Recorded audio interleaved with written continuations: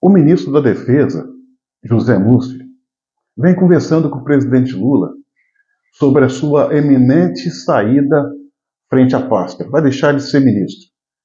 E no lugar dele está cotado para assumir como substituto o vice-presidente da República, Geraldo Alckmin. Tal movimentação está deixando os comandantes das Forças Armadas inquietos. Haja vista que José Múcio, apesar de tudo, gozava da confiança dos comandantes e era um ponto de equilíbrio entre o governo e as forças.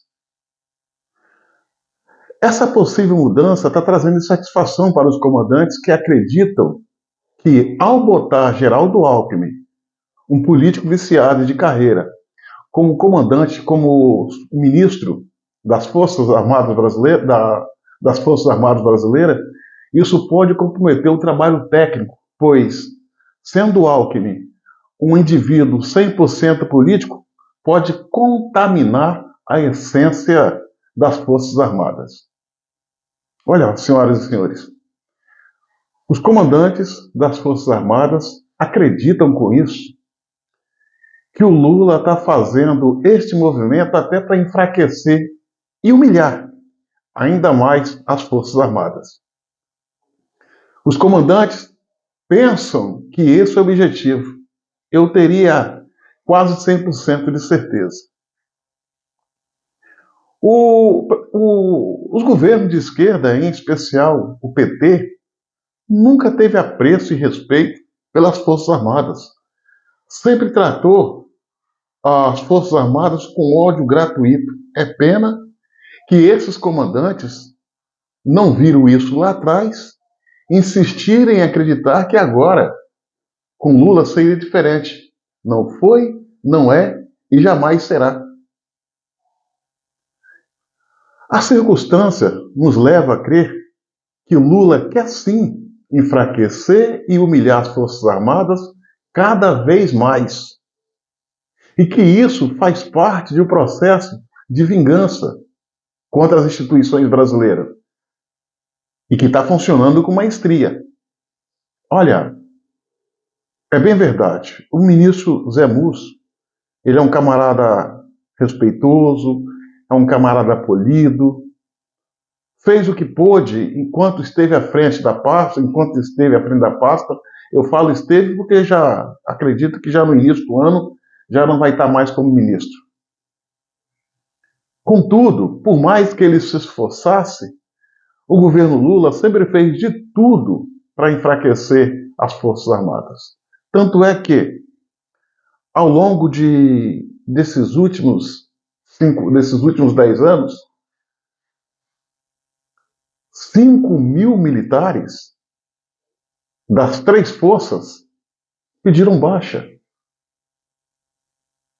A frota da Força Aérea está sucateada. Tanto é que no espaço de uma semana caiu 2 aviões militares.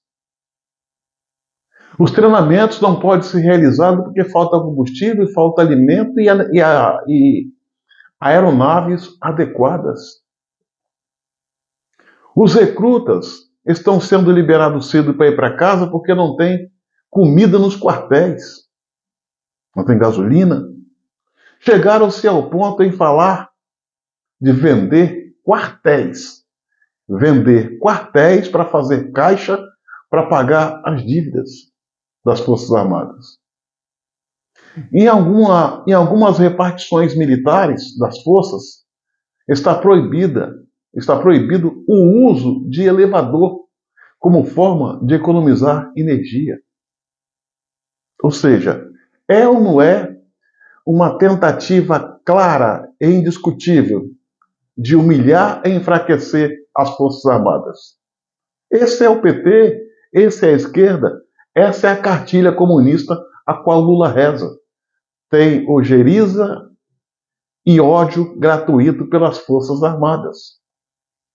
Justamente em um momento em que a violência urbana cresce de forma assustadora e as ameaças externas começam a rondar a nossa soberania, a rondar o nosso país. Basta ver a Venezuela. A Venezuela do ditador Nicolás Maduro, ditador esse que é amigo de Lula. Ele tem a pretensão de invadir um país vizinho, a Guiana, passando, ainda que sem autorização do governo brasileiro, pelo território brasileiro, ou seja, que seria uma invasão. Como também o próprio Nicolás Maduro já falou em anexar como se fosse parte do seu território a região de Pacaraima, que hoje pertence ao Brasil. Olha as ameaças que nós temos à nossa volta, sem contar a geopolítica ao redor do mundo. Nós temos lá no leste europeu um conflito entre Ucrânia e Rússia, que envolve agora a Coreia do Norte e outros 32 países da OTAN.